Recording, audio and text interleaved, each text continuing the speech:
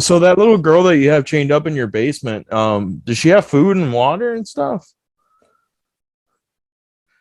How do I get back from that, Fernie? How? You tell me. No, you walk me through it. You walk me through it. How do I come back from that? How do I pull back from that? You tell me. It's all a joke, people. I'm not getting sent help. Fucking okay. So before we start, I want to ask, because so at the time of recording, no Spider-Man No Way Home comes out tomorrow. And we're just talking about spoilers. Yeah, as of the time of this recording. But yeah. So Fernie, what's the biggest spoiler you've ever had spoiled to you that fucking fuck spoiler? Something that I was just like, dude, you had to fucking tell me this. Honestly, I think it's the Superman one. I haven't really been spoiled much that I gave a shit about. The one that I got lucky that wasn't spoiled for me was Force Awakens when Han dies. Really? You didn't get spoiled on that? No. Remember James fucking one of our former classmates, James, posted it on Facebook that he was about to walk into a theater and someone yelled, "Han Solo dies!" Wow. And everyone was like booing him out as he was walking out. He was laughing, being a dick about it. I mean, it's just fucked up. All right, dude, just because you don't give a shit, other people want to watch the movie. Granted, some people, spoilers doesn't make a difference, but yeah. I mean, imagine if Endgame was spoiled for us when we went to go see it. Don't you think that would have taken away from the whole experience of us seeing it in theaters? Yeah. No, I mean, imagine if someone has spoiled the portal scene. Hey guys, there's a big fight where everyone comes back through portals. Or Cap picking up Mjolnir. That's true. Yeah, that would have actually been a big fucking kicking the balls. Or Iron Man's death. I still wasn't completely sure he was gonna die. I thought he was gonna become the godfather of the MCU. LaShawn McCoy spoiled that one on Twitter. Who the fuck, Sean McCoy? LaShawn McCoy, he played for the Eagles for a good while, then went to the Bills. Oh, the football player. Oh, I thought you meant an actor. Yeah, the running back. Oh, what the fuck? He had spoiled Tony Stark's death. He posted on Twitter, "R.I.P. my homie Tony." Please tell me he got a lot of shit for that. Please tell me. Oh, he did, but he doesn't give a shit. Yeah, that's true. He's an NFL player. What the fuck are you gonna do? Fight him? What's it called? No, I can think of spoilers don't typically bother me. If it's not often that there's a movie that I'm super invested in, because in the end, are you saying in the end it doesn't even matter? Yeah, in the end it doesn't even matter. We came so far. You get the reference to lose it all. Okay, yeah, just making sure. But I think that was my first favorite song. It was either that or I thought it was Barbie Girl by Eminem. That was one of those two. Barbie Girl? You mean in a Barbie world? It's fantastic. Everything is seemingly made out of plastic. I can do this all day, Franny. I can do this all day.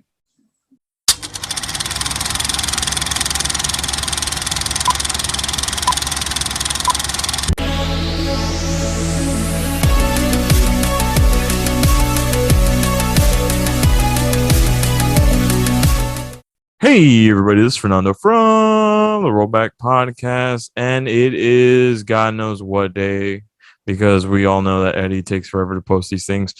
So let's play by ear. It is someday, and it is time for a rewind. Now, before I did rate the Spider-Man movies, but I didn't review them technically. So today we are reviewing the first delve into the Spider-Man universe with Tobey Maguire, James Franco, Willem Dafoe, and Kirsten Dunst. Let's get on with the show, everybody. Hey, so when was the last time you saw this movie? Because it's been a minute since I've seen it. Probably a week ago or something like that. Really? You were getting hyped for No Way Home? I just want to rewatch it. I mean, for me personally, it's one of my favorite Spider-Man movies. Yeah. Definitely more fun and more enjoyable than the Andrew Garfield one. And that one, the origin story for that one, I didn't hate entirely, but it just wasn't. I didn't feel like it meshed Mhm. together. Mhm. Um, there's a saying, and you can disagree with me on this, but that Tobey Maguire was the best Peter Parker, but Andrew Garfield was the better Spider-Man. Like the shit talk, the quippiness, and all that. Yeah, I'd say that's fair because Peter Parker in Andrew Garfield's universe was really just kind of like a loner emo type. Smart, no doubt, but it seemed as though he was hiding his smartness. Well, in that universe, Gwen Stacy was the valedictorian, not him. She was smarter than him. Which Yeah, I don't know if that is that comic accurate. I don't know enough. I have no clue. Fair. But this movie, so shit, man, I forgot how good this movie is. Yeah, Like, I'd say for like its first run, especially with Sam Raimi taking the helm, I mean his biggest thing at that point, I'd say what's Evil Dead and the Evil Dead universe. yeah, it had to be. He kind of traded on that for a while, and I don't know how the fuck he convinced the company to give him the reins for a Spider-Man movie. Like, I have no fucking clue how he did it. I have no clue either, but I mean, for a guy who was doing these quippy horror movies to go into Spider-Man and to make it that big of a success, I mean, I give him all the props in the world. I mean, we all know that this was riding the wave of the X-Men being a success in the box office. Um, you're right, but I think the thing is though, this movie took like it's a completely different direction from the X-Men. Like there's some campiness in it. Like looking back, there's some like cringy ass scenes. When they're fighting at the very end of the big climactic battle, and he's like, "You've spun your last web, Spider-Man." Like, okay, all right, that's fine. This is a little campy, but fine. I guess that's early 2000s for you. Yeah, but I thought Willem Dafoe's Green Goblin really worked well opposed to Tobey Maguire's Spider-Man.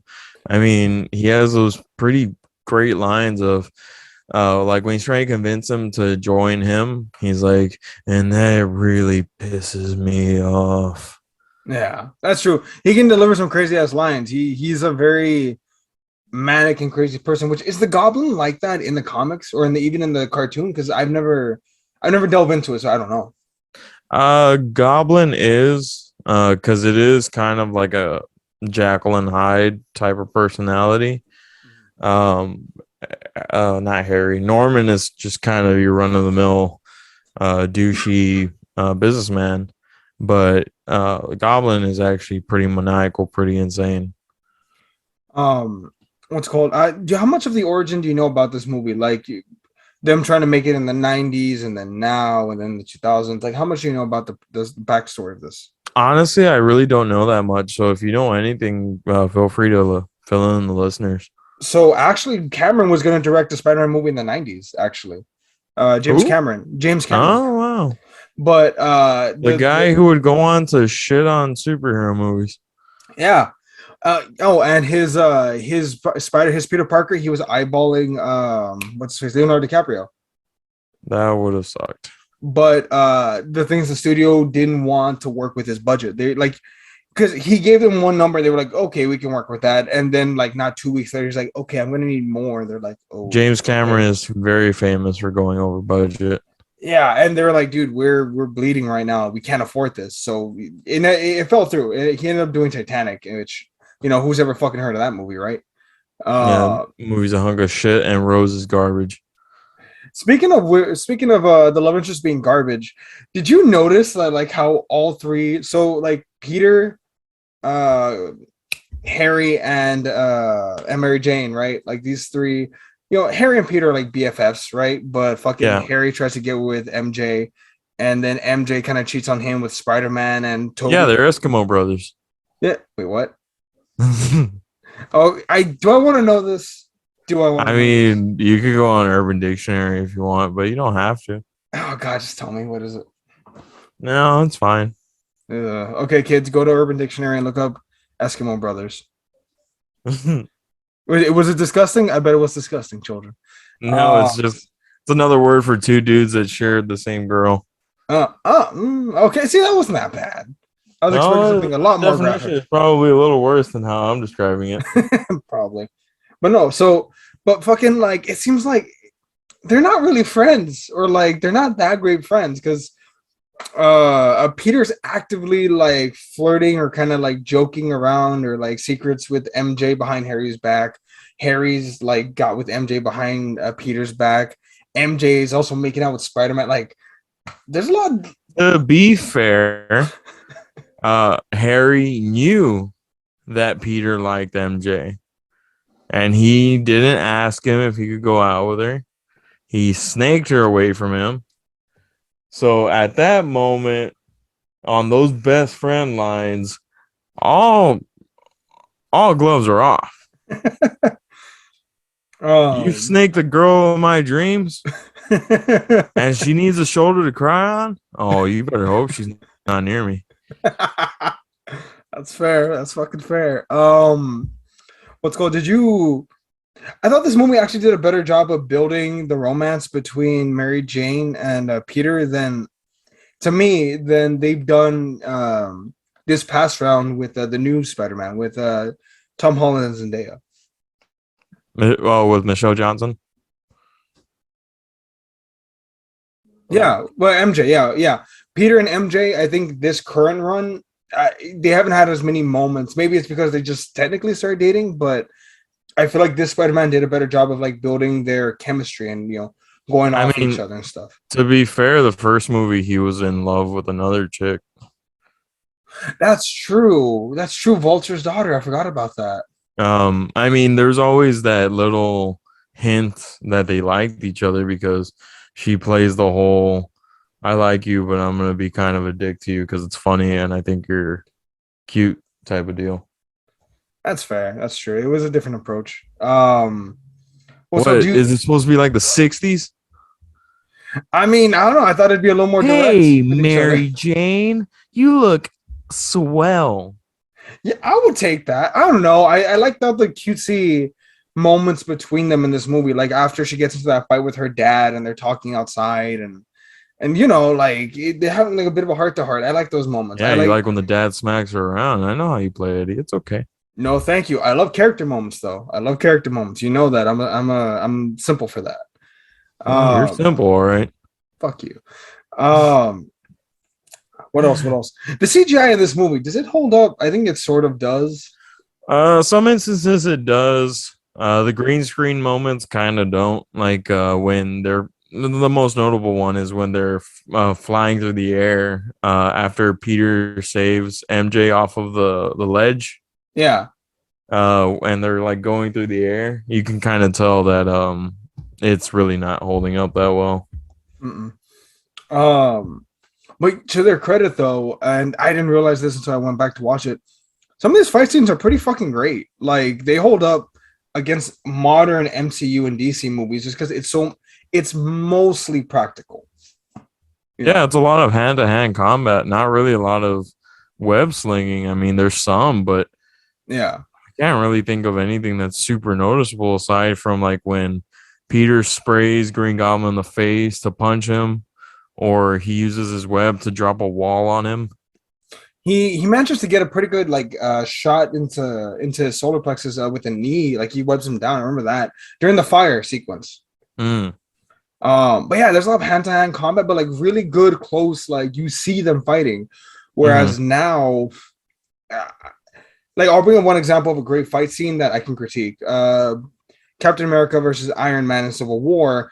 Great fight scene, but like the CGI is very clear. And obviously, how can you practically do Iron Man? But nonetheless, like to make a point, one looks more hand-to-hand combat than the other. You know what I mean? Yeah, I get you. Um, again, not to take away anything from Civil War. It's fucking great. It's my favorite. It's was it my number one or my number two? It's one of those like best MCU movies ever. So whatever. What else in this movie? Peter, Aunt May and Ben, Uncle Ben. that's true. Is this the best Uncle Ben? We've only had two, but still. Yeah, I think he beats out Martin Sheen as Uncle Ben. What about Tony Stark? Does he beat Tony Stark as Uncle Ben? Tony Stark's not Uncle Ben. He's just like a mentor. I mean, granted, he's a pretty good mentor. You can definitely feel that emotional connection that him and Peter have. Hmm. But I mean, there's always something classic about that first Uncle Ben that gets capped. Yeah. Oh, and Tobey Maguire's ugly cry face. Oh yeah, that meme lives on forever. Poor Toby, man. He tried to leave the game and the game won't let him.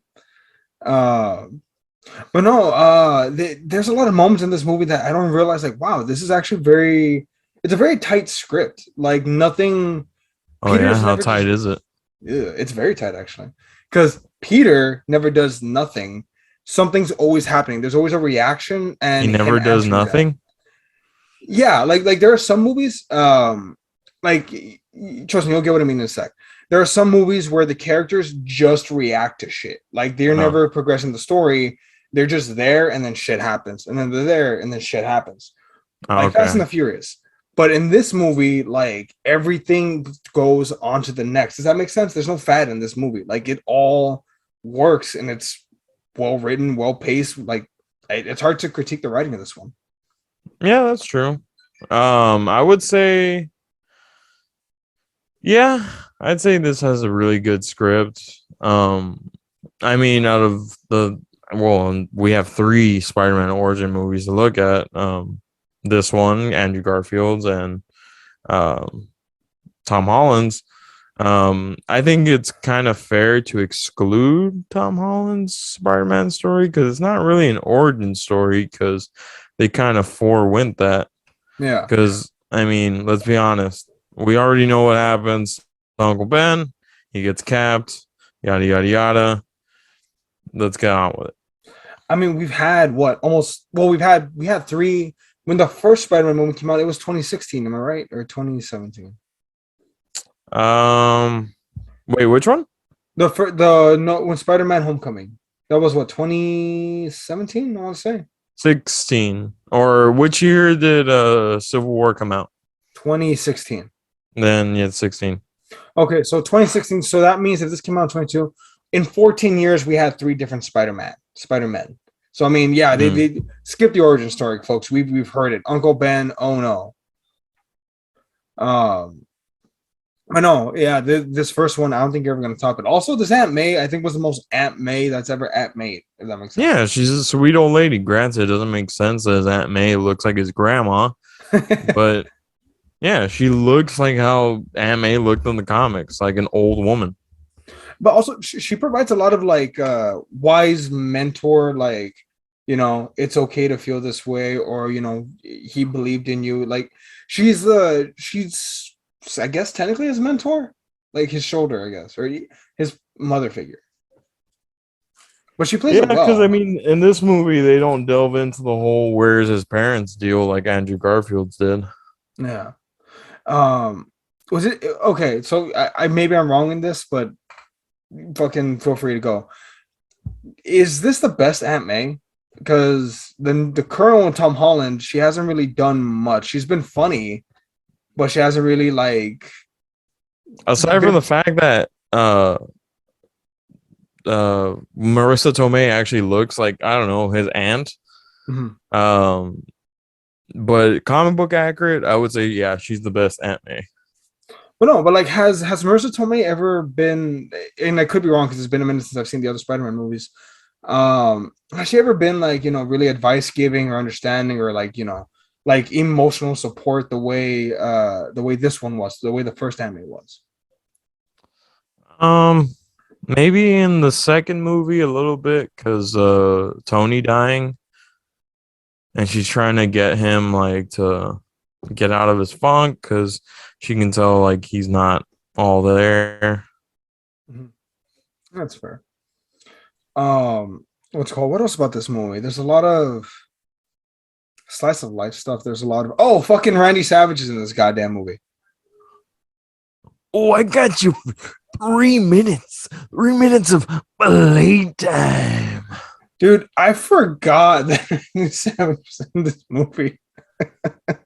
It's so fucking stupid. Why was he in this? What's the story? Like, I have no clue. This is what 2001, so this is Post post WCW WCW. Yeah, going under. yeah. So I mean, Dude, I don't know if Sam Raimi was just like a huge like Randy Savage fan or something. I don't know. I think they were looking for a wrestler, and I mean, who's more iconic than Randy Savage, and who maybe Hulk Hogan didn't want to do it. Oh man.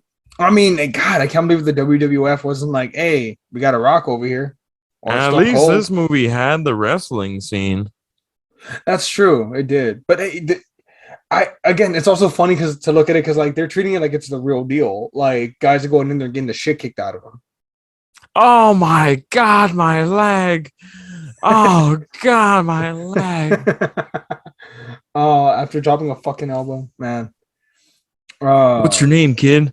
The Human Spider. The Human Spider.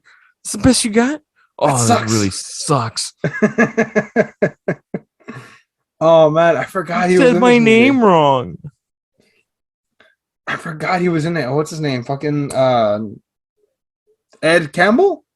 No, No, hold on. Bruce Campbell, you Bru- dink. Bruce Campbell. Thank you, thank you. Bruce Campbell. I forgot he was in this movie. He's He's in in. all of Sam Raimi's movies. They grew up together. See that I did not know. I knew he was in the. He was the usher in the second one. I remember that, and the waiter in the third one. I think he's a waiter. Yeah, it's when Peter's trying to propose to Mary Jane, and she's like, "Nope, not in the mood, not today." Oh, little goblin, you gonna cry? What's it called? God. Man, but again, there's so many lines. Like the only one crazy here is you, Gobby, out of your mind. Like, can you think of Yeah, some better like shit there's a talking? lot of one-liners. But not all of them hit. Like a lot of them miss. Like far left. You for you forgot the part where that's my problem. That was fair. I did not pick up on that when I was a kid. The fact that Spider-Man was being a douchebag to the guy that only gave him $100. Why didn't you just beat the shit out of him? Like, hey, I just beat your champ. Like, either give me my $3,000 or you're gonna get hurt. Because he's not trying to be a criminal. I mean, what's his name? The human spider? What are you gonna do? Yeah, that's fair. Um, but no, oh, that's right. And the scene where he avenges Uncle Ben's death, even that's super emotional. Like he Peter. And then dead. so there's so much here. But Uncle Ben, you're right. He was the not just father figure, I guess, but he was Remember, like, Peter, with great power comes great responsibility. see, it's funny to look back on it because he thinks he's just talking to him about like hormones and testosterone and Oh yeah, changes. I think he thinks Peter's shooting up steroids in his bedroom. You thought it was steroids, I thought it was like puberty. I mean, Peter's running on walls, checking himself out in the mirror. That's true, actually. You're Either right. You're it's either right. He puberty might be or shooting Peter's steroids. shooting up some tests in the bathroom. I mean, he is a scientist. I guess he could get his hands on it, technically, I guess. Let's talk about J. Jonah Jameson for a sec. Some characters are born for the role, and I think this is one of those cases. Yeah, he is definitely made for J. Jonah Jameson. Not so much Jim Gordon, but J. Jonah Jameson. He could be Jim Gordon. He had the mustache for it Yeah, but they didn't give him and the the shot, so biceps. we never really got to see the full ensemble. Yeah, I wish. So you know how they're gonna do a Gotham TV show, like on the Gotham Yeah. PD? Another one? Not well, yeah, but okay. So they were gonna focus on J.K. Simmons' James Gordon as Commissioner Gordon, but now they're gonna do it, but using the Batman's James Gordon. The The black guy, dude. yeah, the one that plays Felix Leiter in 007, him. Yeah. Um, but yeah, so they're gonna do a series based on him, or I think That they guy looks renamed like it the Jordan Penguin. Peele. Well, no, also I'm not sure if it has anything to do with the Penguin show that they're gonna do. Also, I don't know if Nah, they're no, connected or if they're the same thing. I think that's stupid to make another Gotham show right after you fucking finish a Gotham show. Yeah, but the other Gotham show was only good for the first like 2 seasons, then it sucked. Still, it's like it's still fresh in people's heads. Because I mean, HBO Max, they're not going to be doing the same day release shit anymore for big movies. So now they have to. Oh yeah, it was just for this year, and then that's it. Yeah, that was the strategy to get as many people to sign up as possible. I think they're at like 80 million subscribers. That's over $1 billion a month. So I Yeah, mean, let's see how many people keep that subscription after December. well, that's why they're ramping up producing more material. That's why they're ramping up the DC stuff because they know people will stick with it if they keep producing more DC material, like the movies, like Blue Beetle, Batgirl, or the shows. True, I guess. Yeah, but no, Oh, you and fucking. don't forget a young Joe Magablano as Flash Thompson. Oh my God, Deathstroke! Jesus Christ, I wouldn't want to fight me either. I kind of wish. I don't know. Peter had kicked his ass a little more, I but I'll mean, take he it. kind of did. He just gave him one punch. He could have, like, fucking broken his neck and, He taken his Bruce career. Lee punched him into the lockers. But, like, he could have, like, broken him in two, like, made him, not be able to go to graduation. Jesus, Eddie, for someone that got picked on, like it really shows when you want the bully to get murdered. I want to get murdered, just like, You just said you wanted him broken in two. You wanted his neck broken. But, like, that doesn't mean he's dead. It just means he's gonna have a. What do you mean that doesn't mean he's dead? What, you want him a vegetable? He's crying of laughter while I'm saying this.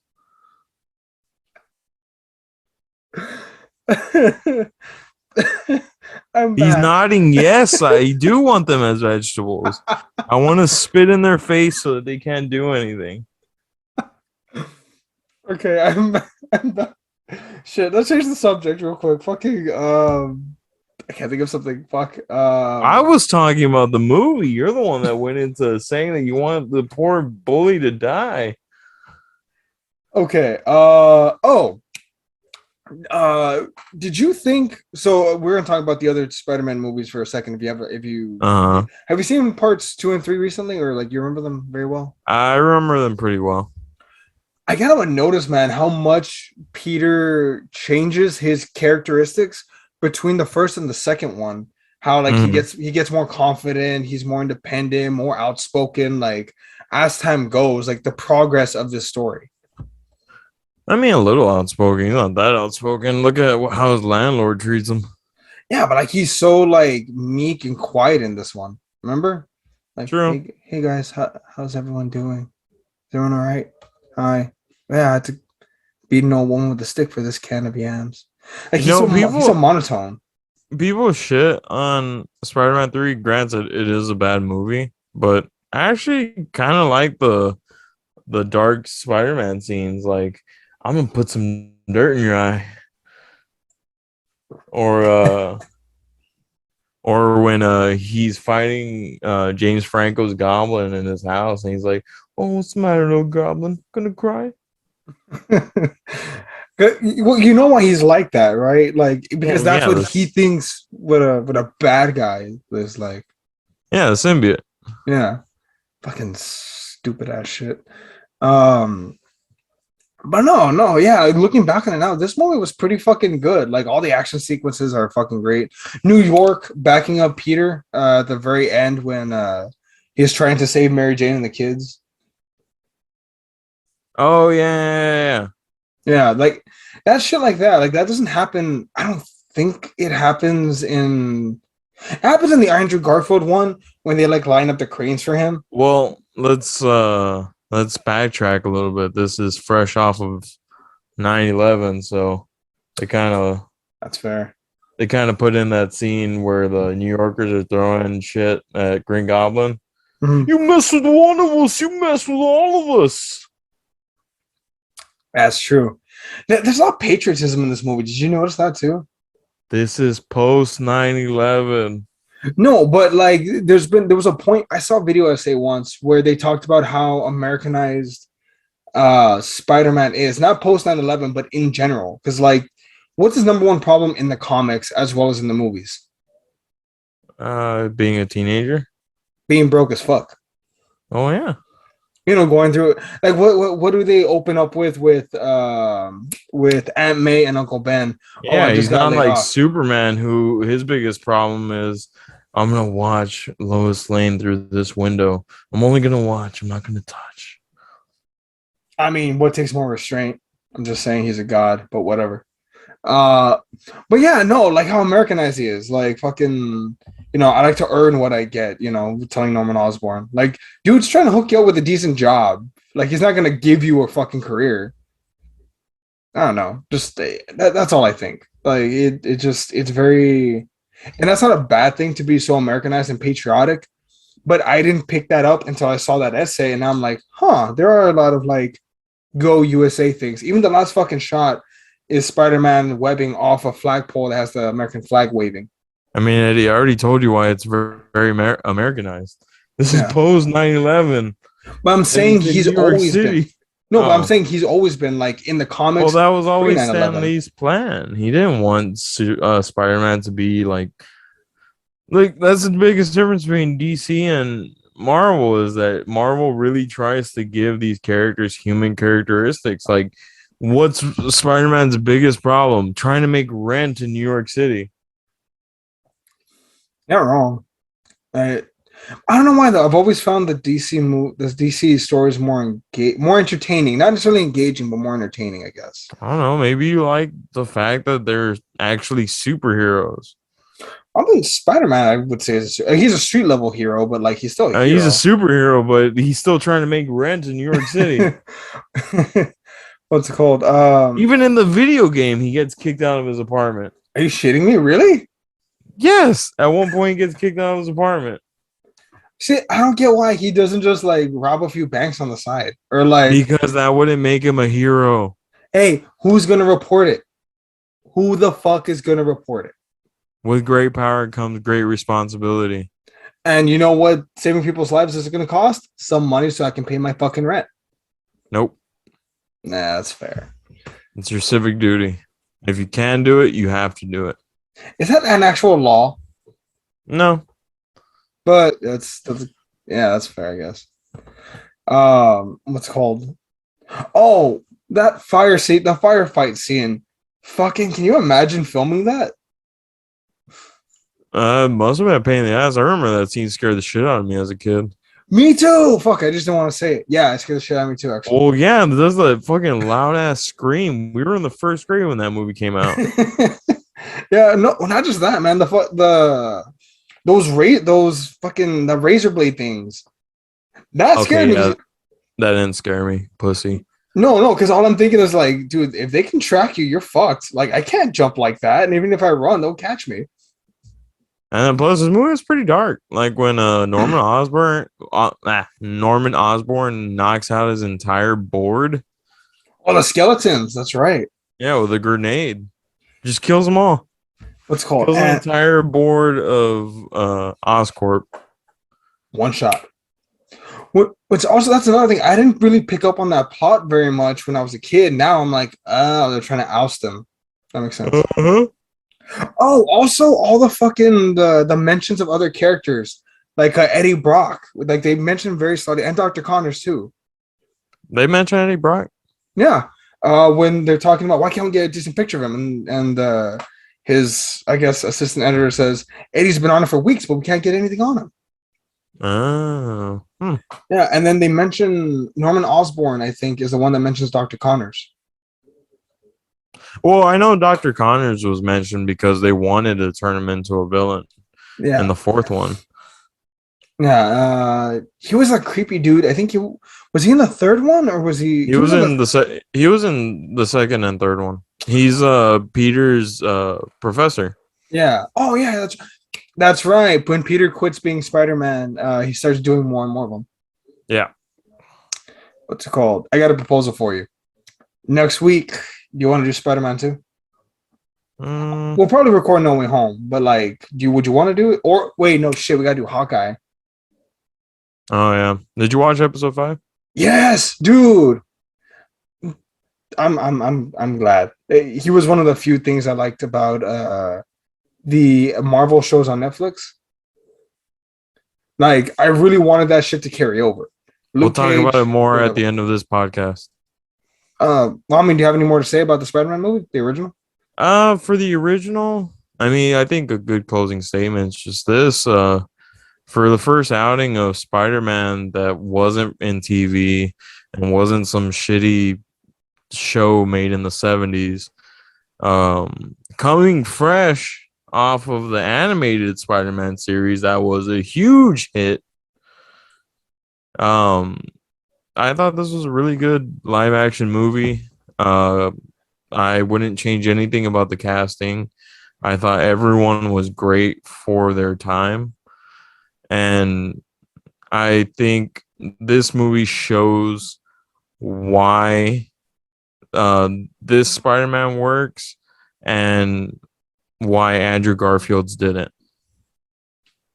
You have a lot of animosity with the Andrew Garfield one. Like what? Why? I don't have animosity. I just, have you watched it recently? I remember thinking the first one was fine. I remember thinking the second one was too much. The first one has some good moments, but it starts hiccuping at the end. Mm-hmm. And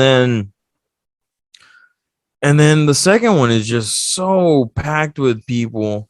And then you lie to people saying, "Oh, the Rhino's in it." Rhino's not in it. He comes out in the last like 5 minutes of the movie. Electro, you make him into this stalker, crazy type of person. Green Goblin, you make him look like a deformed goblin. Like They were, they they were, really just like, I don't know what direction they were trying to go for, but it just obviously didn't work if Sony was that quick to pull the plug on it and to jump ship into a deal with Marvel. I remember. Okay, so for the Amazing Spider-Man 2, they actually cut like 45 minutes worth of footage from it. It was when by the time they were done editing it, it was well over 3 hours long. And the director said they chopped up my movie because if I had shown you the over 3 hour version, like there were plots in the movie that made no fucking sense because you didn't see the footage leading up to it, like Aunt May being a nurse and the lights and all that shit. MJ being there, like there was a love triangle that they completely cut that storyline. That I which is think why I some of think the my interactions biggest are off. problem though, my biggest problem with like the whole director saying they chopped up my movie, it's and it sucks because there is some validation to it because of Zack Snyder and Justice League. Even then, there's still some skepticism. Like, who knows how much of this shit that he did in his version of Justice League was actually supposed to be in his cut? Because he could have easily listened to the fans and was like, "Yeah, we need to do this shit so that people like me again." But I mean, it's so easy for a director to be like, "They chopped up my movie," and we don't know if their version would be good. But I mean, hey man, you signed on for this big budget movie and you didn't give them what they wanted, so they chopped up your movie. That's on you. Oh It's like no, the Fantastic Four dude, the guy who made Van a forced it. Chronicle, and he bitched him on like, "Oh, the studio interfered with my movie." Well, bitch, they obviously wanted you to make a movie a certain type of way, and you kept trying to go against the grain. What's called? Well, no, I mean unless your last name is like Nolan or Raimi or who else is super famous director? Russo brothers. Like you're not gonna have a final say on your film as far as the editing is concerned. Hold on there. The Russo brothers weren't famous when they did Winter Soldier No, but I think by the end, like the Marvel was like hands off on by the end, but on Infinity War Winter and Soldier, Endgame. Winter Soldier was very much their movie.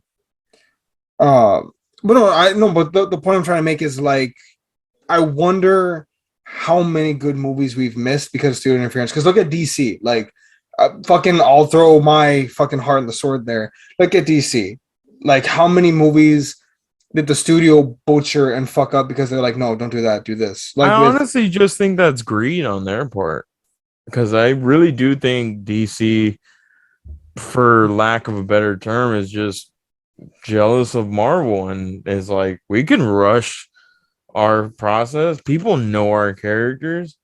We just skip right to the end.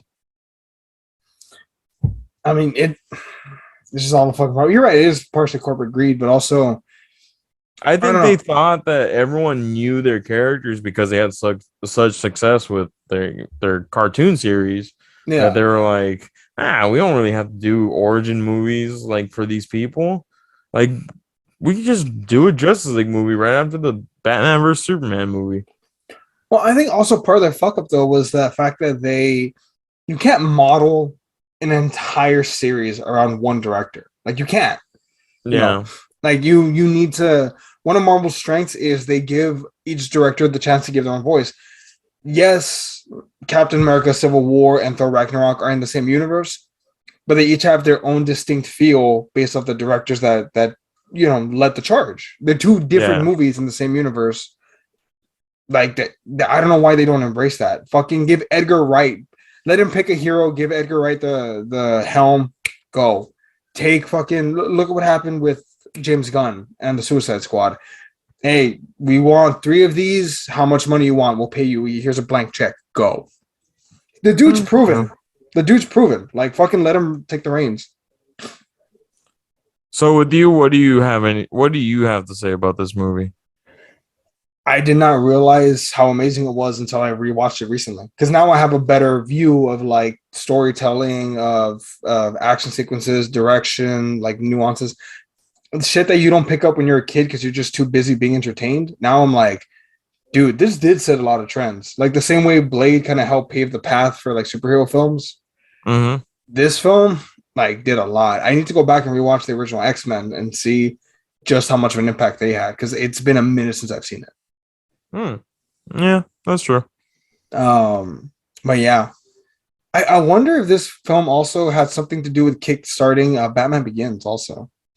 Because Uh, no, I think what kickstarted Batman Begins was just, I mean, after this, how many more superhero movies was there? There was X-Men 2, there was X-Men 3, or X-Men 3 might have came out the year of Batman Begins, but there was X-Men 2 for sure. There was Spider-Man 2. So, I mean, I think it was just success of these new superhero movies that, I mean, made DC want to jump back into the ring. yeah, but no, fucking ladies and gentlemen, if you're a fan of superhero films and for some reason you've never seen this one, go watch it. It's worth it. Check it out. Thank you for checking out our podcast, ladies and gentlemen. This is the end. Please go to our pages, like, subscribe. We are found anywhere you can find your podcast needs. Apple, Google, iHeartRadio, wherever you get your podcast needs. Please look us up. Please like, please subscribe. We put out podcasts every Saturdays and sometimes Wednesdays. But yes, that is it, everyone. This was your rollback rewind. I am Fernando, Benetti. and let's cut it.